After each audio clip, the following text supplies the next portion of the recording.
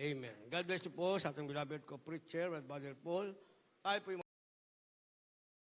ng banal Diyos na mapangyarihan sa lahat.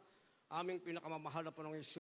Ayat sa pagkagalit sa kabagan, sa pangunang panalangin po ng aming beloved about Evangelist de Almeida, End Time Prophet, Lord God, maraming pong salamat sa paglangis mo sa bawat bahagi na yung balagawain na tapos na tigit, sa pagkilos mo mainam sa aming kalagitnaan sa iyong Santong Espiritong nagbigay galak sa mga puso, at bagong lahat, kami po yung nagpakumbaba, lalo bang lingkod sa aming nagawang pagkukulang, pagkakamali, pagkasala, kabagang makamit patawarin, lubos-labis kami nagsisi sa aking mga labi, mahal po yun, ikaw po maglagay, makatagad dapat di kasi ikaw ang kinaasahan, buksang pang-unawa, kaisipan ng bawat na pakinig, at patuloy mo kaming samahan ng iyong kapangyarihan sa pangalan ni Satan cast out, be bound into hell, and be dead forever in the name of our dearest Jesus we pray. Amen and amen. Everybody say, praise the Lord.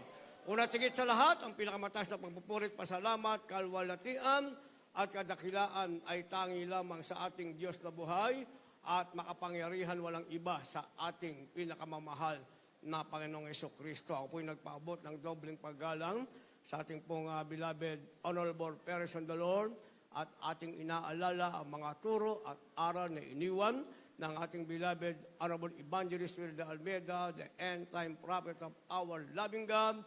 Ganyan din po ating beloved Armastan Pastor, our beloved Mama Dear. At ako po'y nagpaabot ng paggalang pagbati sa mga beloved children ng ating beloved Parents in the Lord. At magandang hapon po sa inyo lahat, sa ating pinagpalang mga baguhan, at sa lahat ng ating viewers sa ating pong live webcast.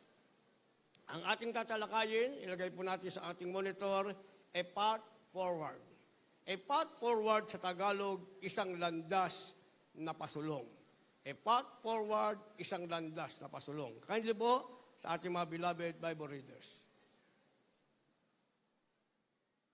In the book of Psalm chapter 25, verse 4, Shew me thy ways, O Lord, teach me thy paths.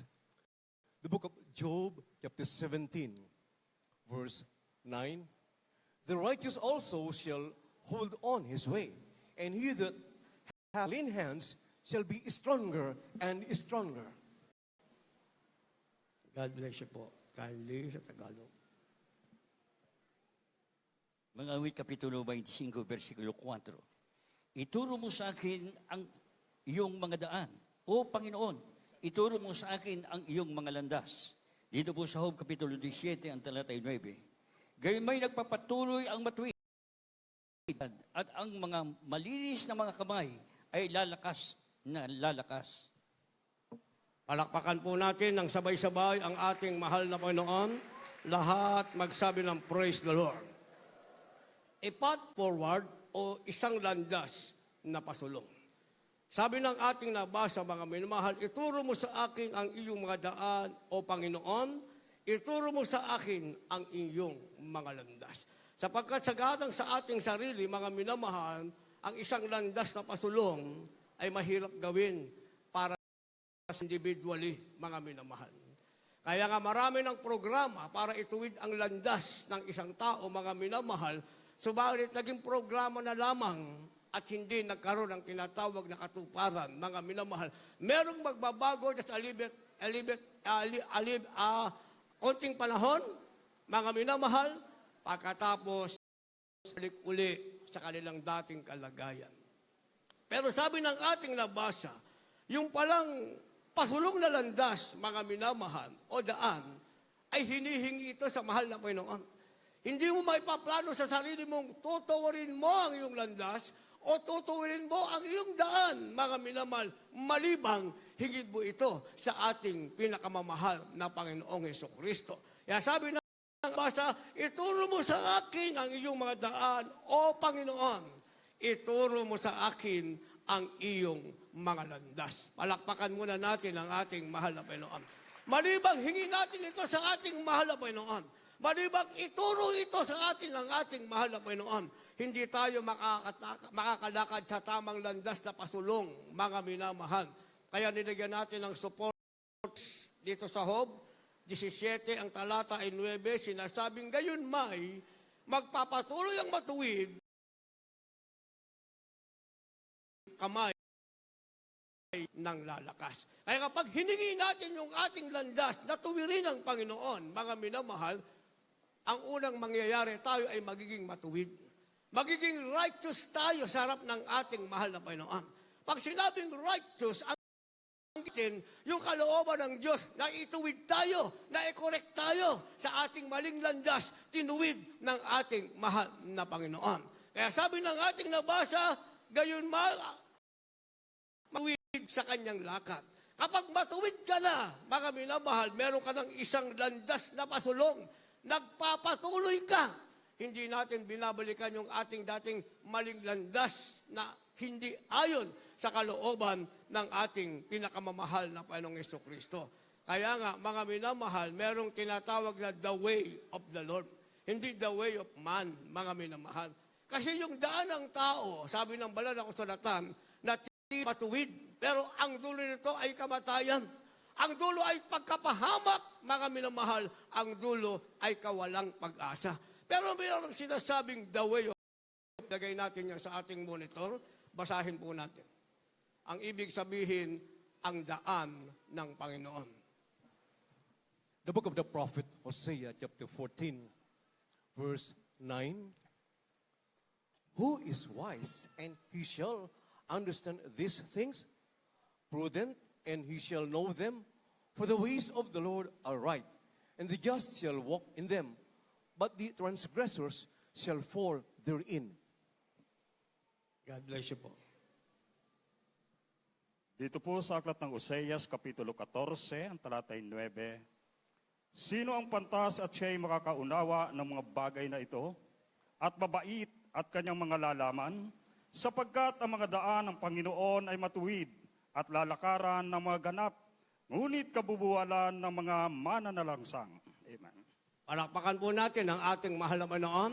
The way of the Lord, sabi ng ating nabasa, ang daan ng Panginoon ay matuwid. At ito ang nilalakaran, mga minamahal, na mga tunay na anak ng Diyos, nilalakaran ng ganap. Sabi ng ating nabasa, sino ang pantas? At siya'y makakaunawa ng mga bagay na ito. Tinatanong ng banal na kasulatan, dahil maraming tao sinasabing siya'y pantas, pero hindi niya naunawaan yung sinasabing the Lord o daan ng Panginoon.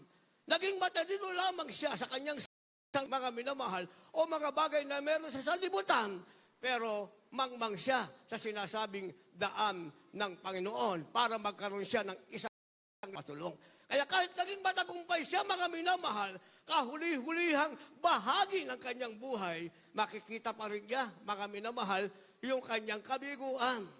Yung mga patutunan ng ating kapatiran, balikan din natin yung ating overnight prayer. Sila'y pinagpala sa trabaho, na-promote, malaki ang sweldo, mga minamahal, pero katapos-tapusan sila'y nagtataka, bakit ganun ang lungkot nila? Bakit walang saya, mga minamahal? Samantala, yung ma-promote ka sa iyong tungkulin, itaas yung sweldo mo, meron kang pamilyang binubuhay, dapat kaligayahan mo yan, dapat masaya ka. Pero sabi nung dalawang nagpatuto, yung isa, ang sabi niya, tatalon pa nga siya sa tulay yung ating beloved sister. Hindi siya masaya. Yung kanyang pangarap, naabot niya na, pero hindi siya masaya. Bakit? Merong isang bagay na nagkulang.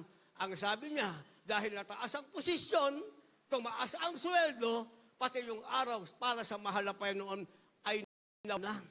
Wala na dumalo sa gawain. Nawala na sa landas ng mahal na Panginoon. Kaya nga nawala yung galak, mga minamahal. Kaya sa bawat sandali, meron tayong galak. Bakit?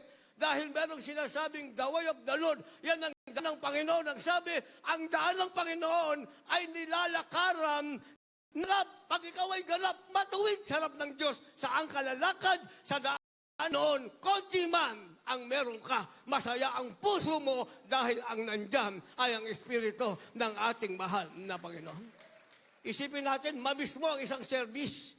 Ngayon, kung wala ka rito, kahit mataas pa ang sweldo mo, posisyon mo, wala ka ngayon dito. Yung moving ng Holy Spirit kanina, hindi mo yan kayang bayaran, mga minamahal. Hindi mo mababayaran yan. Sumweldo ka man ng napakalaki sa isang buwan. Tumaas man ang iyong kasungkulan. Kinilala ka sa iyong pinapasukang kumpanya. na mismo ang araw na ito, uuwi ka pa rin malungkot. Walang saya. Bakit? Hindi mo naramdaman ang presensya ng ating pinakamamahal na Pinoong Kristo. Kaya sabi ng ating nabasa, sapagkat ang mga daan ng Panginoon ay matutuwid at lalakaran ng mga ganang, ngunit kabubuwalan ng mga mananalansang. Yung mananalansang, ibig sabihin yung mga unbeliever, mga minamahal, yung mga tunay na Kristiyano, sa kanila, ang daan ng Panginoon ay kabuwalan. Ang ibig sabihin, mga minamahal, sa kanila walang pag-asang naghihintay. Ang sabi, kabubuwalan ito ng mananalansang. Dahil nakatingin sila sa bagay na meron ng salibutan. Samantalang ang bagay na hindi nakikita, ito yung presensya ng Diyos, hindi mo nakikita. Pero pag nandito ka, at meron kang isang landas na pasulong, at ang landas na pasulong mo ay nasa daan ng Panginoon, hindi mo nakikita, pero bababa sa'yo ang galak kasama ang presensya ating mahal na Panginoon. Iibigin mo ang bawat sandaling ikaw ay narito. Beloved Lord Evangelist Welda Almeida, the end time prophet of our loving God, paulit-ulit hanggang ngayon, pag napakinggan natin ng preaching, sa YouTube, pakinggan mo, isa lang ang tanong, gusto mo ng langit? Dumalo ka ng 3 beses. Gusto mo ng langit? Dumalo ka ng 3 beses. Ito napakinggan ko, way back 1990s pa, mga minamahal. Sabi ng ating mga kapatid, paano po, mahal na pastor? Alas 5 na po kami lalabas sa aming mga pinagtatrabahuhan. Sabi ng ating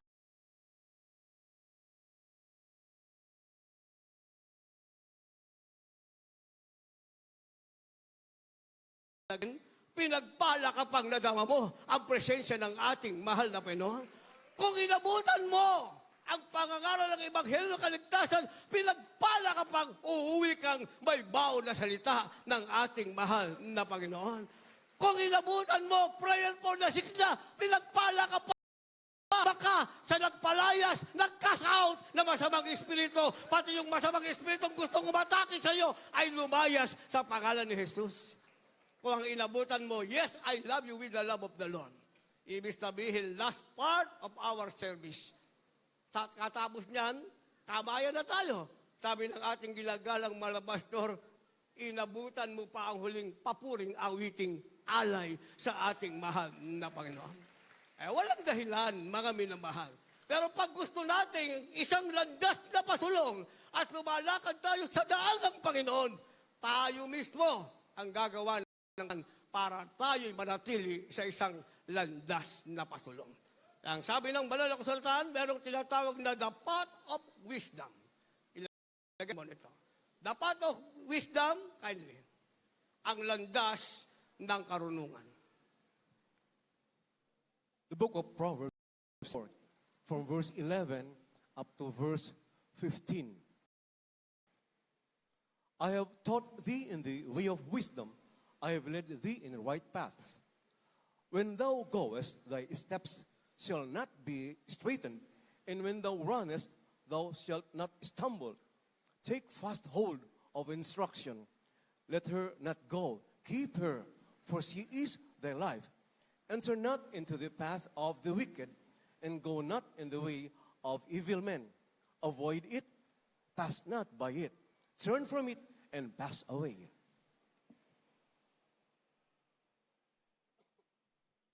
Kawikaan Kapitulo 4, versikulo 11 hanggang 15. Aking itinuro ka sa daan ng karunungan. Aking pinapatulog ka sa landas ng katuwiran. Pagka ikay yumayaon, hindi ka magigipit ang ikbang. At kung ikaw ay tumakbo, hindi ka matitisod. Hawakan mong maigpit ang turo. Huwag mong bitawan. Iyong ingatan sapagkat siya iyong buhay. Huwag kang pumasok sa landas ng masama. At huwag kang dumakad ng lakad ng masamang tao. Ilagan mo, huwag mong daanan. Likuan mo at magpatuloy ka. Palakpakan po muna natin ang ating mahal na Panginoon. Lahat magsabi ng praise the Lord. The path of wisdom o ang landas ng karunungan. Kapag tayo nasa isang landas na pasulong, palakad tayo sa sinasabing the way of the Lord, dapat meron tayong sinasabing the path of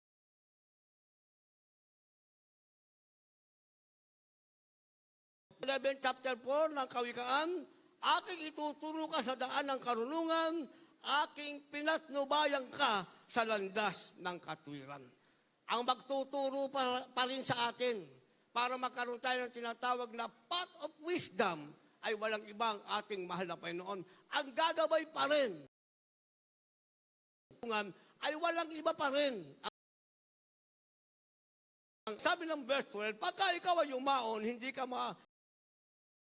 hakbang. At kung ikaw ay tumatakbo, hindi ka matitisod. Lahat magsabi ng praise the Lord. O kaya nga, wala yung suran, mga minamahal. Ang katisuran, ang gumagawa niya ng iyong sarili. Dahil sabi ng ating nabasa, pag meron kang the path of wisdom o ang landas ng karunungan ay nasa iyo, ang sabi, hindi ka magigipit sa iyong hakbang, kahit tumakbo ka pa, hindi ka matitisod. Patuloy tayo sa paglilingkod sa mahal na Panginoon. Marami tayong mararanasan, marami tayong sasagasaan, mga minamahal, na gawa ng kaaway, sinasabi. Lahat yan ay nasa daan na ating lalakaran sa makipot na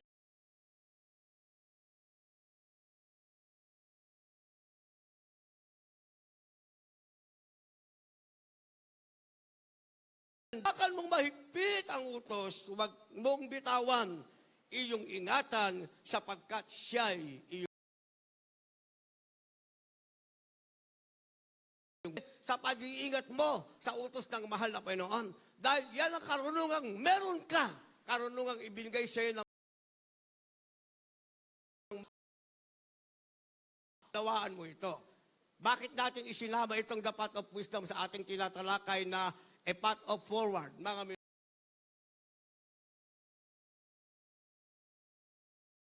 ang ilan sa inyong ipatawag ang matanda sa iglesia. At magsisisi ang merong karamdaman at ipapanalangin. And then, ang sabi ng banal na kasulatan, the prayer of a righteous much ng taong matuwid ay pakikinggan ito ng ating mahal na Panginoon. Hindi ibig sabihin, mga minamahal, may sakit ka, araw-araw kang mag-request, pupuntahan ka. Kaya ka pinuntahan. Pag binasa natin ang kabuuan, mga minamahal, kinakounsel ka ng prayer warrior o preacher na pumunta sa bahay mo. Kaya nga, kailangan mo ng path of wisdom, yung sinasabi niya sa'yo, yan ay utos. Ang sabi, huwag mong bitawan, kinakounsel ka niya, inaalam niya, saan ka nagkulang? At pagkatapos, ipapanalangin ka. Nalaman mo saan ka nagkulang, gamitin mo ang landas ng karunungan. Ang sabi, huwag mong bitawan, hawakan mong mahigpit, siya ang iyong buhay. Kaya pag nasunod mo yung sinasabi ng mga aral o prayer warrior, nakarating sa tahanan nyo, buhay mo yan. May buhay ka. Babangon ka mula sa karamdaman, muli kang makakarating sa gawain ng ating mahal na Panginoon. Pero kung araw-araw, i-request mo mula Lunes hanggang Biyernes, kailangan araw-araw kang puntahan. Paano na yung ibang kapatiran sa namin yung yan? Sige, pag bumili na rito, ilang piraso lang yan. Sa templay naman, sa dami nyo. Kung lahat kayo, araw-araw mag-request, araw-araw kayong pupuntahan, yung sinasabi naman, hindi nyo ginagawa, wala pa rin kayong buhay. Wala pa rin sa sinasabing landas ng karunungan. Kaya meron ng karunungan, sabi, yan ay utos na sinasabi sa atin. Mahal na magulang sa Panginoon, nang gawin nagpala tayo ng ating mahal na Panginoon. Verse 14, ang sabi mga minamahal, verse 14, huwag kang pumasok sa landas ng masama.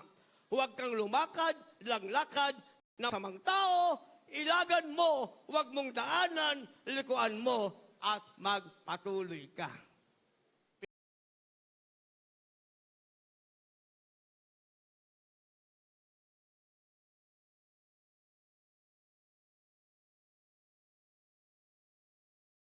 Nandun sa landas ng masama. Yung kanyang may sakit na katawan, patapos pagalagin ng Diyos, patungo doon sa landas ng masama. Pero sabi ng ating labas sa mga minamahal, likuan mo. huwag mong pupuntahan, ilagan mo, at magpatuloy ka sa landas ng karunungan. Naintindihan natin. Gusto niyong pumalakpak? Magre-request pa kayo araw-araw. Kasi kawawa naman yung iba. Hindi na mapupuntahan, nasa inyo na palagi. Kaya tinatalakay natin para maunawaan nyo. Kasi sa isang punta lang, kapag nasa iyo na ang tinatawag na path of wisdom, naunawaan mo, hinawakan mong duro, sabi ng ating nabasa, at that moment, meron ka ng buhay, pagagalingin ka na ng ating mahal na Panginoon. At pagkatapos niyan, meron sinasabing, choose the right path. Ito na ngayon, pipili ka na, mga minamahal, ng sinasabing tamang landas. Piliin ang tamang landas, choose the right path. Dahil ikaw ay nasa isang landas na pasulong, hindi pa wrong ang iyong landas, nasa isang kang pasulong, ikaw ay nasa sinasabing the way of the Lord o daan ng Panginoon, at ikaw ay merong landas ng karunungan o the path of wisdom, hindi dyan natapos. Kasi meron paling pamimili, mga minamahal. Habang tayo nabubuhay, meron tayong privilege na mamili. Papipiliin, pili ka. Ayaw mo sa gusto sa araw-araw na ating pamumuhay. Kaya ang sabi, choose the right path o piliin ang landas, ang tamang landas. Kindly po. The Gospel according to John chapter 14, verse 6. Jesus said unto him, I am the way, the truth, and the life. No man cometh unto the Father, but by me. The book of prophet Isaiah chapter 55, verses 8 and 9. For my thoughts are not your thoughts, neither are your ways my ways, saith the Lord. For as the heavens are higher than the earth, so are my ways higher than your ways, and my thoughts than your thoughts.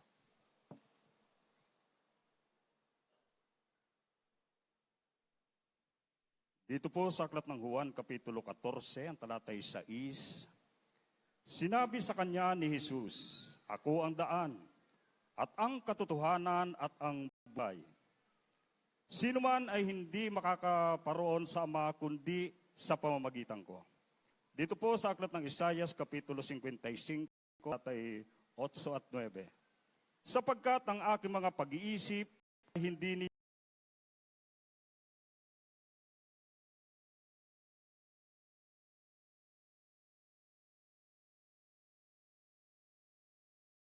gayon ang aking mga lakad ay lalong mataas kaysa inyong mga lakad, at ang aking mga pag-iisip kaysa inyong mga pag-iisip.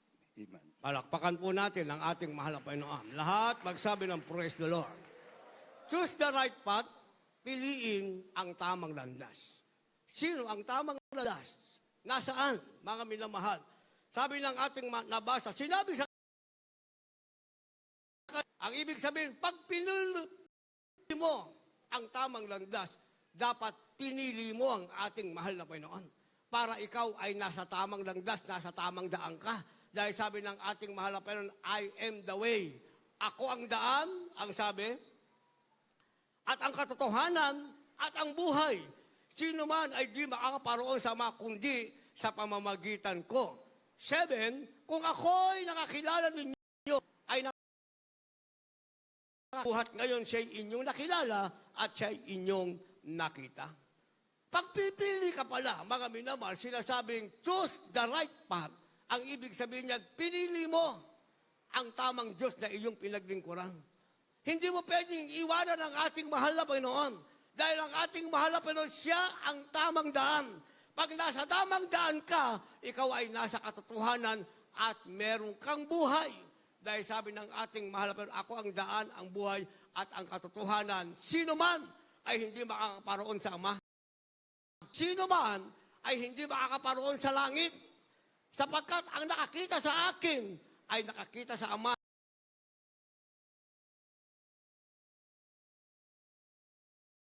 Ang Ama. Ang ibig sabihin, dapat hindi ka nalito. Sino ang Diyos na pinaglilingkuran mo? Kung sa sanlibutan, merong Ama, may Anak, may Espiritu Santo, mga minamahal, lahat sila Diyos. Hindi mo alam sino ang iyong tatawagan. Ang nakakalungkot, tinawagan mo na ang Diyos Ama, tinawagan mo pa ang Diyos Anak, tinawagan mo pa ang Diyos Espiritu Santo, wala ka pa rin sa tamang landas. Hindi mo mapili.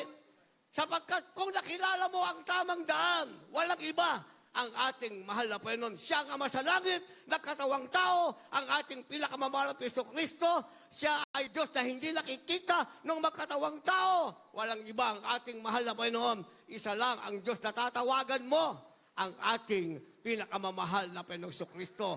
Nasa tama ka ng daan, nasa katotohanan ka na, at mayroong ka pang buhay. Naintindihan? Nilagyan natin ang supporting verse. Kasi marami tayong pag-iisip, mga minamahal. Kaya minsan, na-entertain natin, hindi natin maiwasan, mga minamahal, marami tayong narinig sa iba. Kung ano-ano yung ating narinig. Pero ang katotohanan, mga minamahal, mula sa ating mahal na magulang sa Panginoon, hindi Diyos, kahit balik-baliktarin mo pa ang mundo, isa lang ang Diyos. Sinasabing the unseen God, the Father Himself, was manifest in the flesh, and He is the Holy Spirit. Isa lang. Ang Holy Spirit, Diyos amang hindi nakikita, nagkatawang tao. Nang siya'y nagkatawang tao, binigyan siya ng pangalan. Ang pangalan niya, ang ating mahal na Panginoong Jesucristo. Ang pangalang ilalagay sa silong ng langit, na sukat iligtas ni Numan, tinatawag na Emmanuel, na kapag inunawa mo, ang ibig sabihin, ang Diyos ay sumasa atin. O sino pang Diyos ngayon ang hahanapin mo? Paparamihin mo pa yung Diyos mo. Isa lang naman ang Diyos. Walang iba ang ating pinakamamahal na Panginoong Jesucristo. Kaya sabi ng ating supporting verse, 55 verse 8 Isaiah, sapagkat ang aking pag-iisip ay hindi nyo mga o ang inyong mga lakad ay aking mga lakad, sabi ng Panginoon. Magkahiwalay yon, mga minamahal. Pag nag-iisip ka lang sarili mong pag-iisip, pag lumakad ka lang sarili mong lakad, maliligaw ka. Pero pag nag-isip ka ng isip sa Panginoon at lumakad ka ng lakad sa tamang pagpili, napili mo ang tamang daan, na paglikuran mo ang tamang Diyos, walang iba ang ating pinakamamahal na Panginoong Jesucristo. And finally, mga minamahal, meron tayong sinasabing stability of times. Ibig sabihin, kapanatagan ng panahon. Panatag ngayon ang ating panahon. Ano man ang mangyari? Pinag-uusapan nilang bumalik ang pandemic, mga COVID, wala tayong pakialam dyan. Ang totoo nga, mga minamahal, sa ibang bansa, grabe na ang baha. Sa ibang lugar, sa mga lalawigan ng ating sariling bansa, grabe na ang baha. Mga iba, wala nang tahanan, wala na ring makain, mga minamahal. Pero tayo, narito pa rin, busog sa presensya ng ating mahal na Panginoon. Ang tawag dyan, stability of times, dahil ikaw ay nasa isang landas na pasulong. Last verse, paghanda po ating manugtog, mga magpaawil. Kain po. Book 33, verse 6, and wisdom and knowledge shall be the stability of thy times, and strength of salvation. The fear of the Lord is his treasure. The book of Psalm, chapter 16, verse 5, the Lord is the portion of mine inheritance and of my cup. Thou mayest my lot.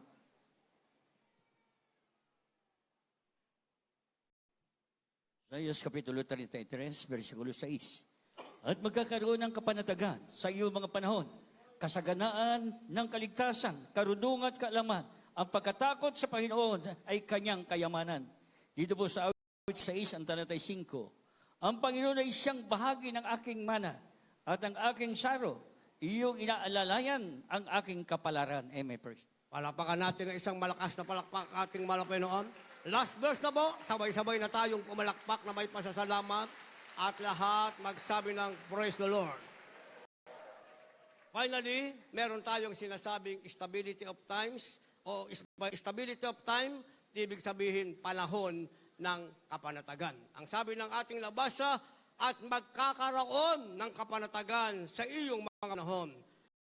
Ng kaligtasan, sagana ang kaligtasan mo. karangan at kaalaman at pagkatakot sa Panginoon ay kanyang kayamanan. Yan ang meron ka.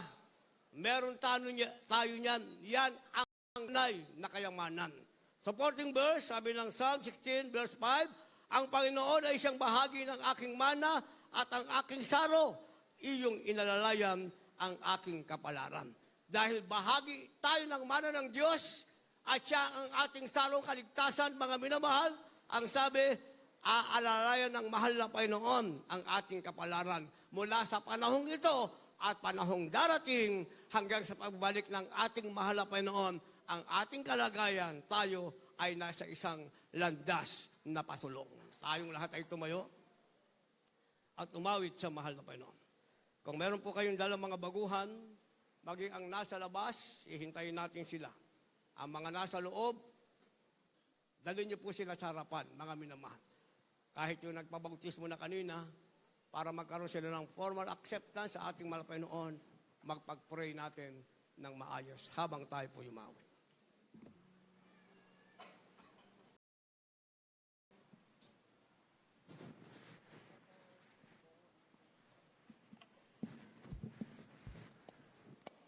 Sa bawat ito ng buhay, lagi kang nariyan. Nagmamasid sa tuwina ang nagbabantay. Hindi pinabayaan kailangan. Ating beloved, Di ka nagkulang. At sa aking kalungkutan, ikaw ang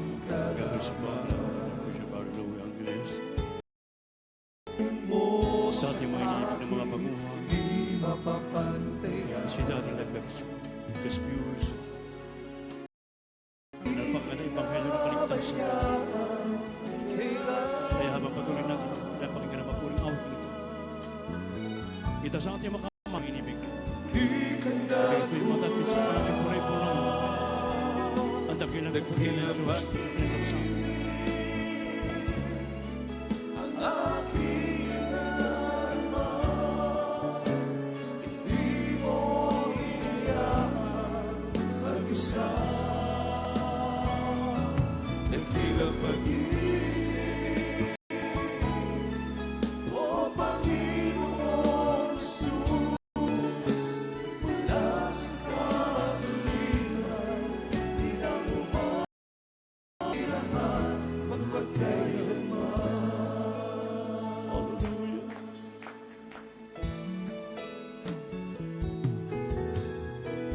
Saan man ako patungo, ako'y iniingat. At sa oras na nagimitan, ako'y tinulungan. Di mayaman kailanman.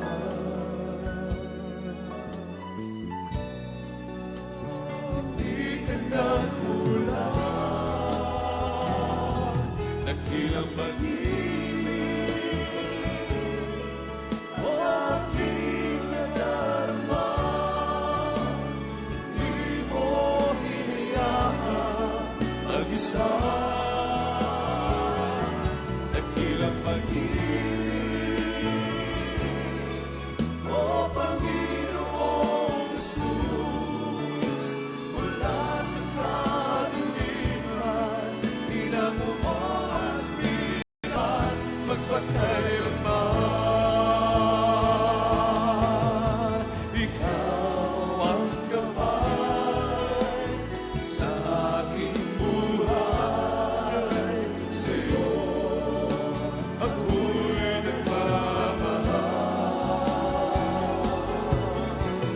Ang inasal, ako'y tulungan na masunod ang iyong kalooban. Ilang pag-ibig, ilang nadarama.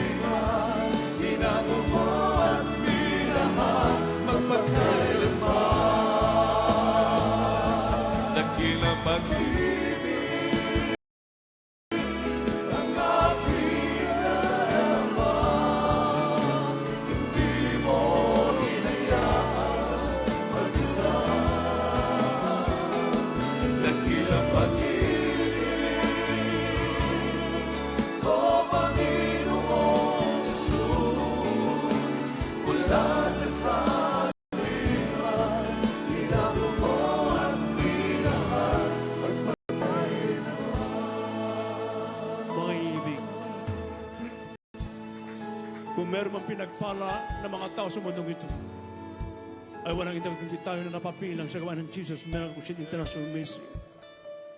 Pagkat ang mabait na Diyos ng buhay ay nagbigay ng totoong pastor ng ating kaluluwa na siya ang nagturo sa atin ng tamang lantasin